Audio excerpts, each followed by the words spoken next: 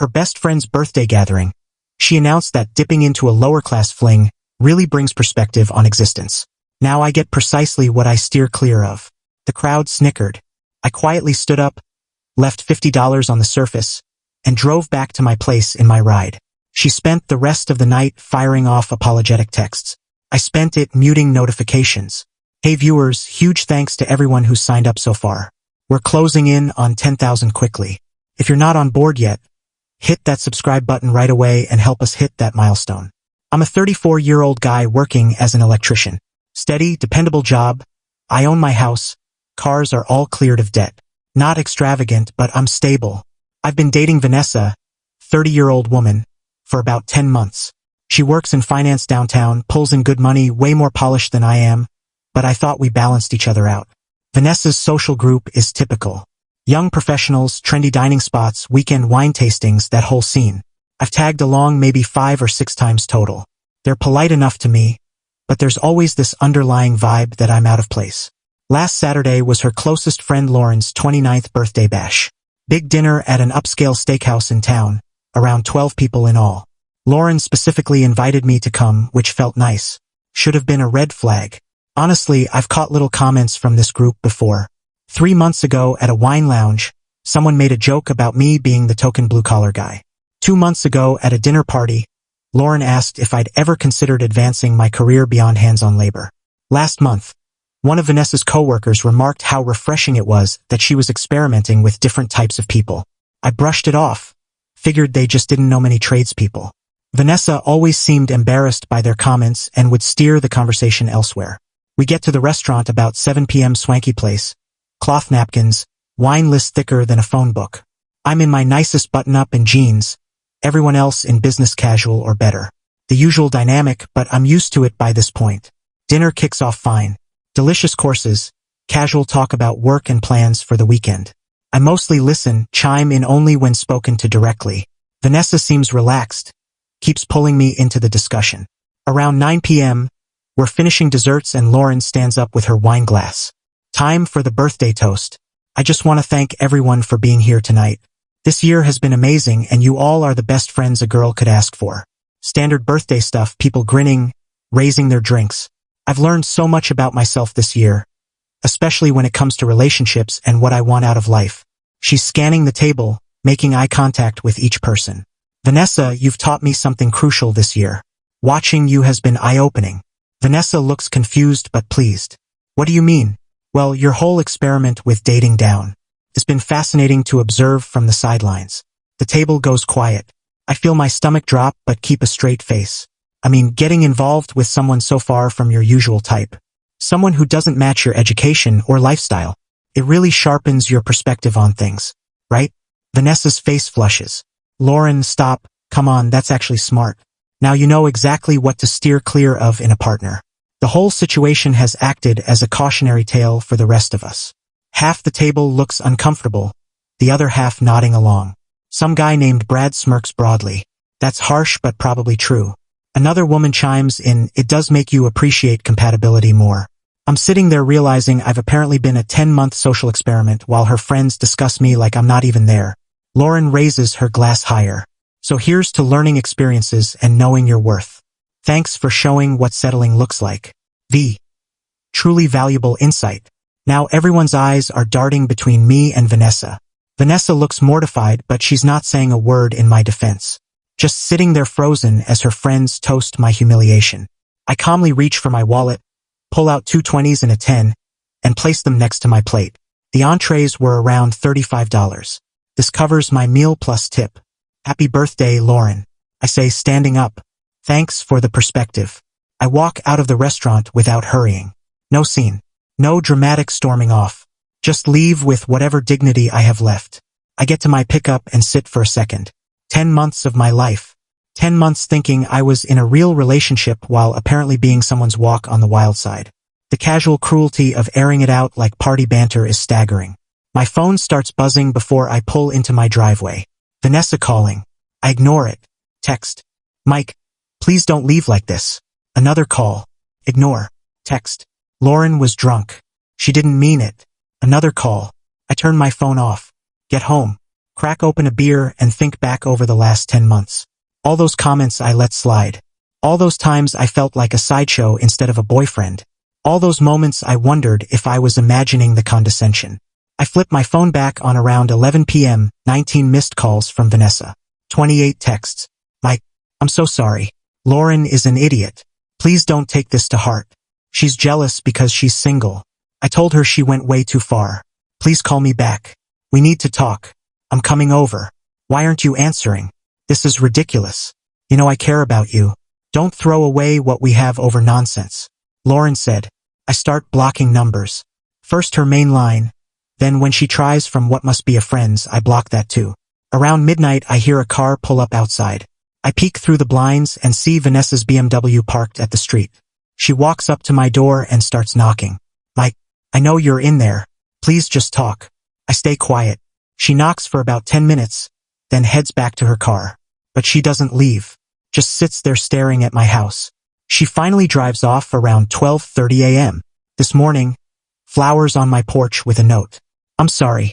What we have is real. Please don't let Lauren ruin this. V. I tossed the flowers in the trash with the note. Here's the thing. Maybe Lauren was buzzed. Maybe resentful about being alone.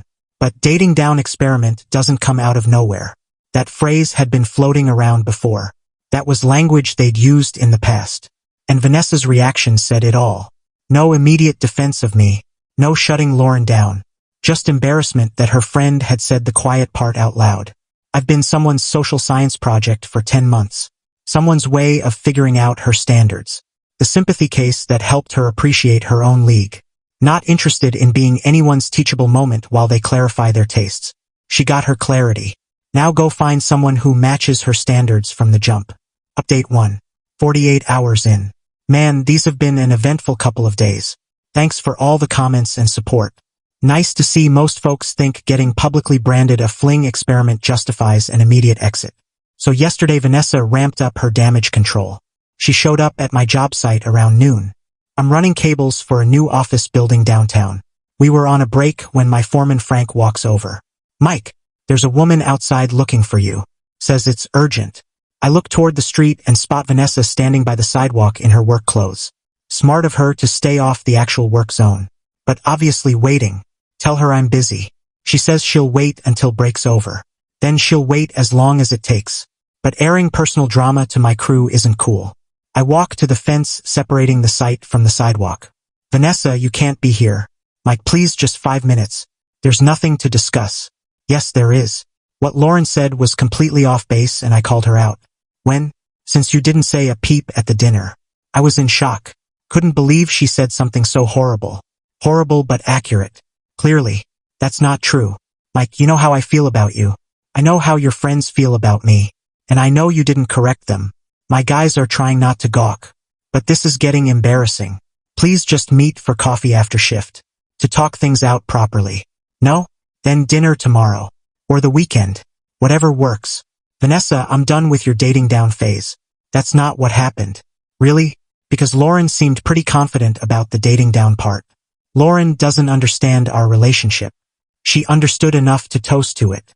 Vanessa glances around and notices the onlookers. I'm not giving up on us, Mike. There is no us. Just you figuring out your deal breakers. I head back to the site and she leaves after a while.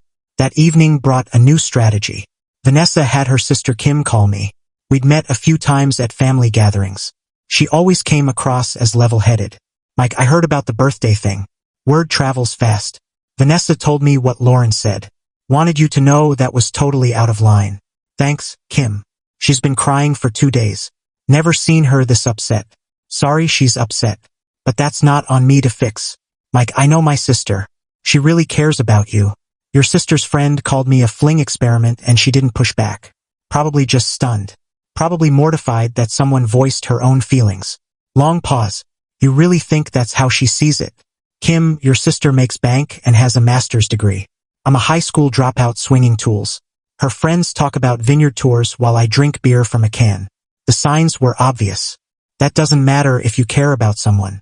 It mattered to Lauren and judging by the table's reactions. To the others too. So it's over? Not even a shot to explain. She had her shot Saturday night. When Lauren was talking, moment to step in. She chose silence. Kim pressed for a few more minutes. But I wasn't convinced.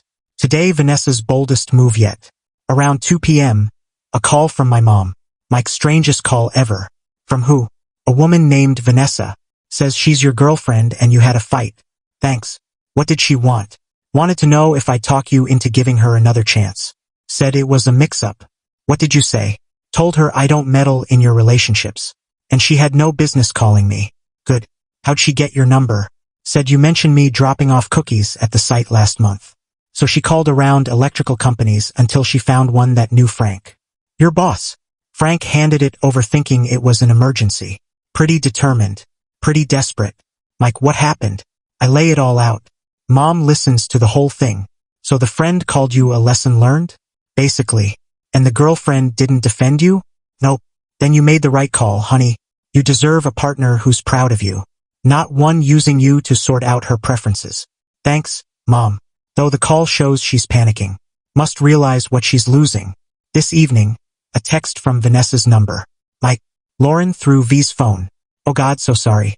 Almost too late, but whatever. What I said Saturday was completely out of line. Sorry. Drunk and dumping my own relationship baggage on you. Doesn't make it okay. No. Talked to Vanessa yesterday. She explained how serious this is. Was planning to introduce you to parents at Christmas. If that's true. Weird flex. Mike, I was wrong about everything. Vanessa talks about you all the time. Crazy about you. Then why no backup? Stunned. We all were. No one expected that level of meanness. But you said it. Yeah. Regretted it ever since. I think before responding. Lauren may be buzzed and frustrated. But dating down experiment isn't off the cuff. I'd heard that term before, right? X used it about his old girlfriend. Threw it onto yours. So it had nothing to do with her feelings. Mike, Vanessa's never said anything bad about you. Ever. Then why treat me like a zoo animal around friends? Because we're snobs and used to our own kind. But that's our problem. Not yours. We talked longer. But it got me thinking. Maybe I overreacted. Maybe Lauren was just drunk and salty. Maybe Vanessa really was planning the family meet. Maybe jumped to conclusions too fast. Then I remembered the other stuff. 2 weeks back. Vanessa floated a vacation idea. I looked at trip prices, said it's steep. She checked and offered to cover if I couldn't swing half. Seemed generous at the time. Now it looks like she was navigating the money gap. Last month at her office holiday party. Her boss was patronizing about trades jobs. Vanessa no rebuttal. Changed the subject, looking flushed. 3 weeks ago. She suggested looking into more training for better opportunities. I said I like what I do. She's positive. But no ambition for climbing. Not a one-off. Pattern I overlooked because I wanted it to work. Wednesday I made up my mind. Called Vanessa from the job site. Oh thank God, so glad you called. Vanessa. I thought it all through and my decision stands. It's over. Mike, please no. I love you. I love the idea of different. But it wasn't enough to speak up when it counted. That's not fair. Stunned. Fair to want an equal teammate. Not a fixer-upper. You're equal. The friend said dating down and you didn't disagree. That says enough. I'd never agree. Silence was agreement enough. She pushed back more but I was set. Thursday her last push. At my door 7 p.m. Ready to hash it out. I answer. No asking her inside. Mike, I thought about it, you were right. Should have spoken up right away. I was wrong to stay quiet. Okay, I want to make it right. Told the friends who disrespected you they're not welcome anymore. Good start. Want to show the relationship means everything. How? On your terms. Meet the parents this weekend. Move in together, whatever level of commitment. I looked at this 10-month woman to gauge if it's real or desperation. Vanessa. Honest question. Before the toast. Did you ever see the relationship as dating down? She paused a beat. Caught it. No, never. Not even at the beginning. Mike, no. Maybe no. Did you ever think I was beneath your level? Maybe at first I wondered about long-term compatibility with our differences. But that changed. When? Months ago. Mike, I love you. But yeah, I thought it was dating down early on. Thought our worlds were too far apart. Not the same circle. Exactly. You saw me as beneath, hoped it would work anyway. Not like that. Exactly. Lauren just said what you were thinking. Mike, please find someone from a similar background to start with. No wonder it felt like settling. I shut the door, done. That was 4 days back. No more calls. Texts or drop-ins. She's accepted it or moved on to someone suitable. Yesterday over lunch with my buddy Tom. He's a plumber. Told him the whole saga. Dude saw it coming from a mile away. How? My ex never looked at me like an equal. That outsider stare. You noticed? Everyone did. Nice guy but charity case energy. Validates what I knew deep down. It's okay. Better off. No more doubting the friends. No more proving my value. No more dates feeling like a setup. Payback's easy.